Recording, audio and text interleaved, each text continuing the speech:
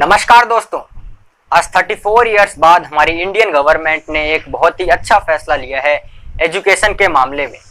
हाल ही में 29 जुलाई 2020 को एक न्यू एजुकेशन पॉलिसी 2020 के तहत हमारे एजुकेशन सिस्टम में काफ़ी सारे चेंजेस लाए गए हैं दोस्तों। अच्छी बात तो ये है कि बहुत सारे पॉजिटिव पॉइंट भी हैं इनके अंदर, लेकिन बहुत सारे निगेटिव पॉइंट की वजह से लोग क्रिटिसाइज कर रहे हैं कि इस पॉइंट को बदला जाए। लेकिन मेरे मुताबिक दोस्तों बहुत ही अच्छा फैसला लिया है, मैं बहुत खुश हूँ इस फैसले से। आइए जानते हैं दोस्तों आज की इस वीडियो में कि क्या है न्यू एजुकेशन पॉलिसी 2020, क्या पॉजिटिव पॉइंट है, किस पॉइंट की वजह से लोग क्रिटिसाइज कर रहे हैं। आइए जानते हैं। पहला चेंज ये लाया गया दोस्तों कि हमारा सिस्टम कहता है कि अगर आपने 10th पास कर ली तो आपको 3 स्ट्रीम में से कोई एक स्ट्रीम चूज करना पड़ता है, साइंस, कॉमर्स या फिर आर्ट्स। इन तीनों स्ट्रीम में कोई आपको एक स्ट्रीम चूज करनी है। पहले दरअसल ऐसा होता था कि अगर आपने साइंस स्ट्रीम चूज कर ली तो आप आर्ट्स की बुक नहीं पढ़ सकते, लेकिन दोस्तों अब इस सिस्टम में बदलाव ला दिया गया है। बदलाव ये ला दिया गया है दोस्तों कि अगर आपने साइंस की स्ट्रीम चूज करी तो उसके साथ आप आर्ट्स की हिस्ट्री की बुक भी पढ़ सकते हो या फिर आर्ट्स की पॉलिटिकल साइंस की बुक भी पढ़ सकते हो। मतलब कि आपको जिस सब्जेक्ट में इंटरेस्ट है वो सब्जेक्ट आप पढ़ सकते हो, कुछ फर्क नहीं पड़ेगा आपके स्टडी पे।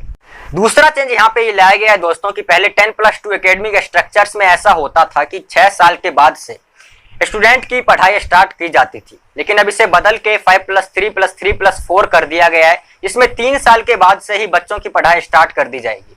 इसमें 4 अलग अलग स्टेज है दोस्तों। पहला स्टेज है फाउंडेशन स्टेज कि 3 साल के एज से ही बच्चों की पढ़ाई स्टार्ट कर दी जाएगी और अगले 2 सालों में इन्हें फर्स्ट और क्लास सेकेंड में पढ़ाया जाएगा।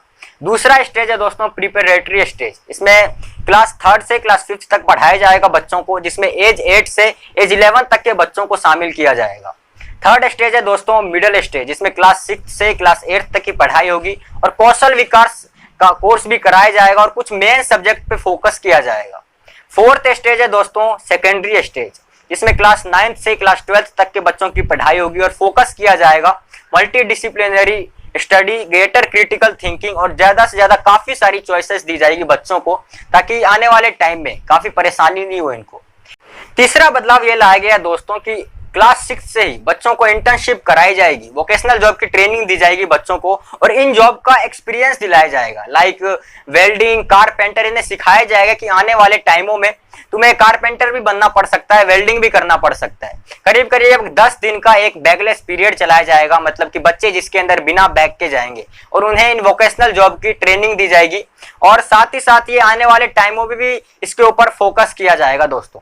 साथ ही साथ इसमें क्लास 11 से ही बोर्ड एग्जाम्स की एंट्रेंस को भी खत्म कर दिया जाएगा और क्लास 6 से ही कोडिंग भी सिखाई जाएगी सभी स्टूडेंट्स को। चौथा बदलाव ये है दोस्तों कि जब साल के एंड में आपको रिपोर्ट कार्ड मिलता है तो पहले दरअसल ऐसा होता था कि सिर्फ टीचर असेसमेंट करके बताते थे कि स्टूडेंट ने कैसी परफॉर्मेंस करी है, लेकिन अब ऐसा हो गया है दोस्तों कि अब टीचर ही असेसमेंट करके नहीं बताएंगे बल्कि स्टूडेंट भी सेल्फ इवेल्युएट करके बताएंगे कि हमने कैसी परफॉर्मेंस करी है, हमें कैसा लगता है। साथ ही साथ उनके क्लासमेट से भी पूछा जाएगा कि स्टूडेंट ने कैसी परफॉर्मेंस करी है। उसके बाद सब मिलके रिपोर्ट कार्ड बना के उस स्टूडेंट को देंगे कि तुमने ऐसी परफॉर्मेंस करी है। इससे आने वाले टाइम में दोस्तों बहुत ही फायदा होगा बच्चे को। पांचवा बदलाव दरअसल ये दोस्तों कि हमारे सरकार ने डिसाइड किया है कि 6% जीडीपी एजुकेशन सेक्टर पे स्पेंड किया जाएगा, जो कि अब तक 4% के आसपास है। अब सोच के देखिए दोस्तों, बाकी डेवलप कंट्री में 6% से भी ज्यादा एजुकेशन सेक्टर पे स्पेंड किया जाता है, लेकिन हमारी कंट्री में सिर्फ 4% है। मैं उम्मीद करता हूं दोस्तों कि जो टारगेट किया है सरकार ने कि 6% जीडीपी एजुकेशन सेक्टर पे स्पेंड किया जाएगा, आने वाले टाइम में इंडिया भी उन डेवलप कंट्री को शायद टक्कर दे भी सकता है दोस्तों। अब छठा बदलाव दरअसल ये किया गया है दोस्तों कि 10th और 12th की बोर्ड एग्जाम्स जो होती है वो आने वाले टाइमों में 2 टाइप की हो सकती है, या तो ऑब्जेक्टिव और एक्सप्लेनेटरी। ये मैं आपको साथ ही साथ बता दूं दोस्तों कि 3rd, 5th और क्लास 8th में नॉर्मल एग्जाम्स होंगी जो अभी होती है, लेकिन सिर्फ ये 10th और 12th की एग्जाम्स में इन तरीकों को अपनाया जाएगा। और मैं बता दूं दोस्तों कि जो लोग रट्टा मारते हैं वो सिर्फ 2-3 महीने बाद ये सब कुछ भूल जाते हैं। सिर्फ इसी के रीजन से इन सिस्टम को बदला गया है दोस्तों। By 2030 the minimum degree qualification for teaching will be 4-year integrated B.Ed degree।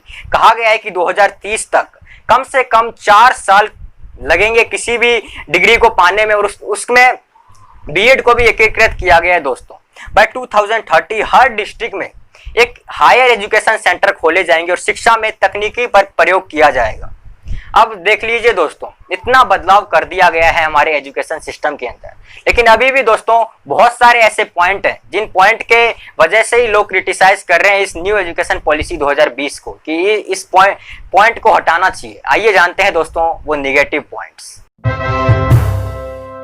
पहला पॉइंट दरअसल ये है दोस्तों कि 5th क्लास तक या फिर 8th क्लास तक बच्चों को उनकी मातृभाषा में पढ़ाया जाएगा। आप सोच के देखिए दोस्तों, ये डिसीजन तो अच्छा है, लेकिन उन बच्चों का क्या होगा जो फॉर एग्जांपल, मैं आपको एग्जांपल के तौर पे बता रहा हूं दोस्तों, मान लो आप तमिलनाडु में पढ़ाई कर रहे हो, 2nd 3rd तक आपने वहां पे पढ़ाई करी, कल को किसी रीजन की वजह से आपके घर वालों का महाराष्ट्र में ट्रांसफर हो गया, यहाँ आप तमिल भाषा में पढ़ाई कर रहे हो, वहां जाके आप मराठी में एडजस्ट कर पाओगे?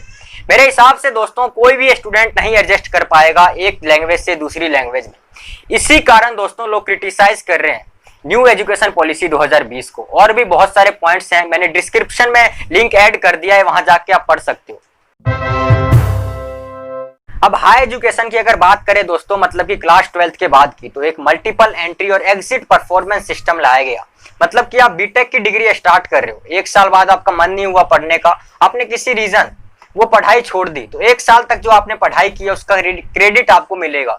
इसमें बताया गया दोस्तों कि अगर आपने 1 साल बाद पढ़ाई अगर छोड़ दी, ड्रॉप आउट ले लिया किसी रीजन की वजह से, तो आपको सर्टिफिकेट मिलेगा। दूसरी साल अगर आपने पढ़ाई छोड़ दी, ड्रॉप आउट ले लिया, तो आपको डिप्लोमा मिलेगी। तीसरी साल अगर आपने पढ़ाई छोड़ दिया, ड्रॉप आउट ले लिया, तो आपको यहाँ पे बैचलर डिग्री मिलेगी। और चौथे साल आपको बैचलर रिसर्च डिग्री मिलेगी दोस्तों।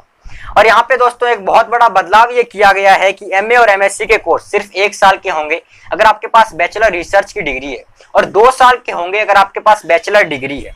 अब सोच के देखिए दोस्तों, एक बहुत बड़ा बदलाव यहाँ पे एक और किया गया है कि एमए करके बिना एमफिल किए आप पीएचडी कर सकोगे। अभी तक का एजुकेशन के अंदर सबसे बड़ा बदलाव इसी बदलाव को माना जा रहा है दोस्तों। यहाँ तक कि टॉप 100 इंटरनेशनल कॉलेज को वहां पे परमिशन भी दे दी गई कि इंडिया में अपना कैंपस सेटअप कर सकते हैं।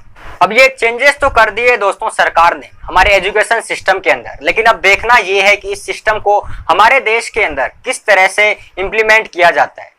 अब आने वाले टाइम में दोस्तों पता चलेगा, लेकिन एक बात तो है दोस्तों, ये जो सिस्टम के अंदर चेंज किया गया है उससे आने वाले पीढ़ी के ऊपर बहुत असर पड़ेगा। सब टाइप की उन्हें जानकारी दी जाएगी, यहाँ तक कि वोकेशनल जॉब की भी ट्रेनिंग करवाई जाएगी उन बच्चों को।